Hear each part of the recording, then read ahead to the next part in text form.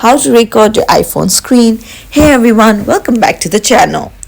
Today we're diving into some easy way to add screen recorder in your iPhone. But before that, don't forget to subscribe to our channel. So in iPhone 10 or below, you can find your control center on your settings. Tap on it, scroll down, go to control center and you can customize it from here. But from iPhone 11, you can customize the control center by swiping down from the top right edge to open the control center. So swipe down the control center and then on the top of the screen, on the top left, you see a plus sign.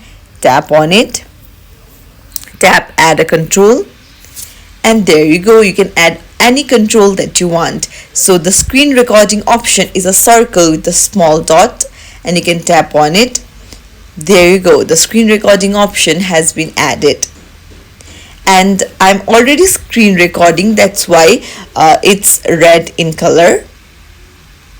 Now if you want to screen record something, you can just tap on the circle and in 3 seconds the screen recording will start.